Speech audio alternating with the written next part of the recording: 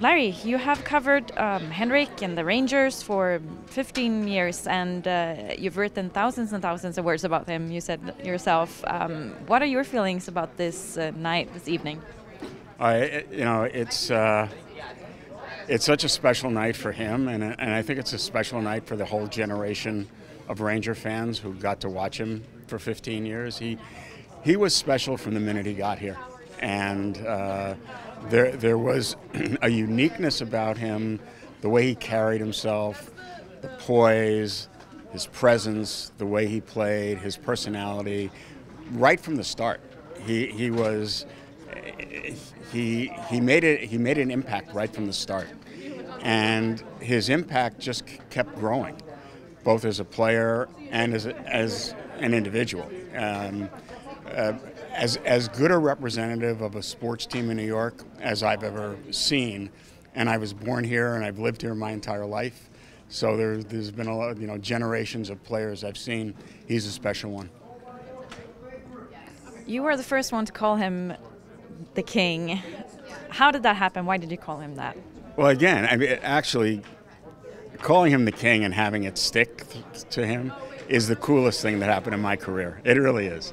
But again, it was his third game, and where I called him, I said, and he's Henrik Lundqvist, the King of Sweden, King Henrik of Sweden, and again, there was just something so special about him. It was the way he carried himself. It was his charisma. It was the way he connected with people. It took a while for it to catch on, but to me, I knew that I was watching someone special. And the name, it was so early in his career, and I think back now and laugh that I did that. But again, it's my connection with Hank and it's our connection that we have that is special, and that's something I'm just so proud of and so happy about. Who is Henke to the Rangers and to New York? The face of the Ranger franchise for 15 years. A person who adopted New York as his home, became a New Yorker, and related to New York. He was a blue collar worker. Despite the fashion, he was a blue collar guy because he laid it on the line every day. You knew how hard he was working. You knew what his work ethic was, and so I think those kinds of people, those kinds of players, are appreciated by New York.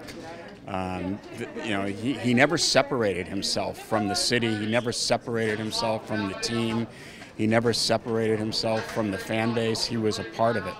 And I think that's what people admired so much about him and connected with him so much, because of his emotion, of his intensity, of how much he put into it every night, just the way the fans do. A lot of times fans seem to react with more emotion than players do, but that wasn't the case with Hank. Hank reacted like a fan a lot of times.